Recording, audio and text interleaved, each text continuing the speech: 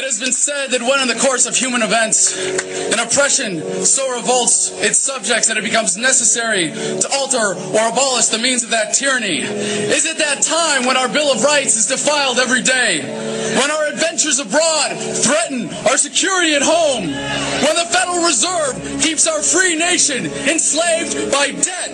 When the people of the world tremble under the thumb of corporate imperialism? And now, our nation is drifting dangerously from freedom to fascism. So I have to ask, is it time?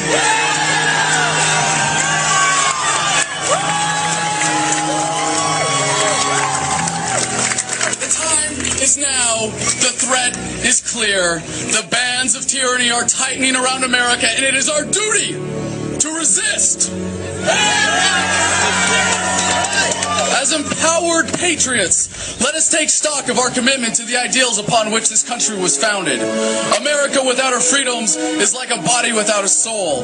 The challenge before the freedom movement is no less than to bring about a revolution of values, inspire a renaissance of American politics, and breathe new life into the tortured body of our nation. We will meet that challenge with courage and love, and as always, we the people will prevail.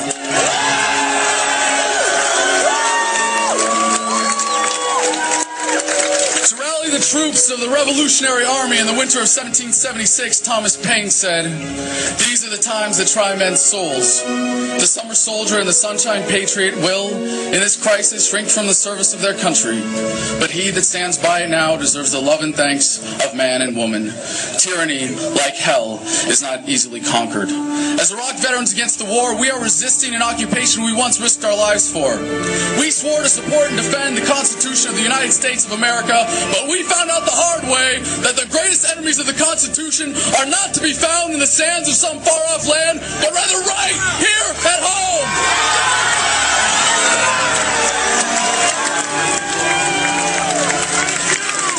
We are your new winter soldiers, and we are still defending America. We bring the values, skills, and commitment that make us warriors to the fight before us today. We are working to end the war by strategically withdrawing our material support and inspiring others to do the same. By advocating for veterans, we are empowering soldiers to become successful civilians. With Truth in Recruiting, we are inspiring a generation of young Americans to find a better way to serve their country than dying for empire. And by supporting those who are actively resisting, we inspire further resistance and ensure that soldiers still have the right, as is their duty, to disobey illegal orders. I will not tell you that the Band-Aids applied by Democrats and Republicans will heal us. I will not pretend that everything is just going to be okay while we are bled dry by tyrants. And if it takes the last full measure of devotion, I will not allow the same fate to befall this country. This young movement is getting past the external wounds to the greater evils plaguing this nation. We know that the greatest threat to American security is the current corruption of our government. No politician has ever ended a war. Civil rights were won in this country not by any legislator, but by a movement. I have great hope for America, but it comes not from any election. No, my hope comes from you. Our tragic love affair with the state has led us to put far too much trust in a government that we thought could improve our lives, but has instead come to rule our lives for us. We have become, as a people, like a frightened, battered, beat-down victim of an abusive relationship. A servile, unquestioning, obedient people will always produce tyrants. We must, as a nation, once again embrace defiance, rebellion, and resistance.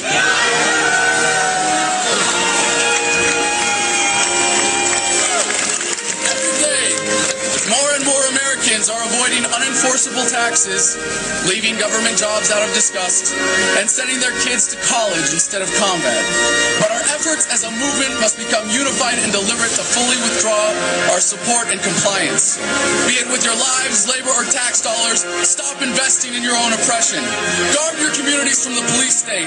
Don't waste a single vote or a single dollar on the two-party system. Do not be content merely to grumble and to march while they are using fear, force, and violence as weapons of oppression. We must embrace the opportunity to resist civilly while we still can.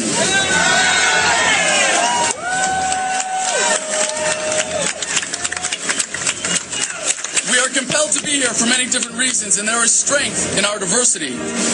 As within Iraq Veterans Against the War and Veterans for Peace, we don't need to be uniformed to be unified. Take a look at the thoughtful, passionate people that surround you on this field and throughout this country. Do not leave here today without meeting a new brother or sister in the struggle. Take with you the inspiration to share your passion with someone who does not know they are yet part of our movement. Seek out where you can be most effective in the cause of liberty. Challenge our force-fed culture of questioning conformity and compliance. And embrace a world that is not defined by the politics of fear, our obedience-producing schools, or the false prophets of the corporate media.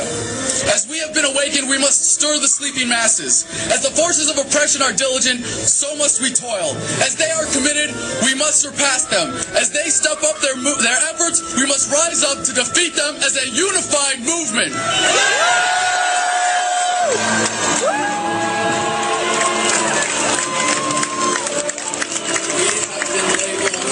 Rebels, traitors, enemies of the state, all terms King George would have used to vilify our founders. I, for one, will always rebel against oppression, a traitor only to tyranny, and I would be remiss to not make myself the enemy of a state that so blatantly tramples our freedoms. American values have been nearly vanquished by consumerism, militarism, and authoritarianism. Yellow ribbons and lapel pins will not save this country. When injustice becomes law, resistance becomes duty. The utmost manifestation of love and devotion to America is today, as it always has been, resistance of tyranny. Resist we must, and resist we will. We will not be silent. We will not obey. We will not let our government destroy our humanity.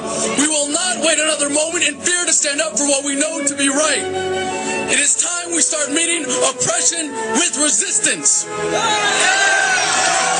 They cannot stop us. Humanity marches on. You can fight it or fight for it. When we say revolution, we say it with love.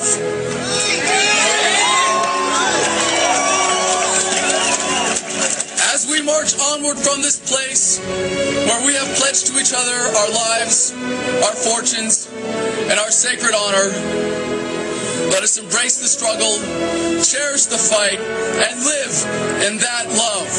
The passion of our hearts will be raised with our fists.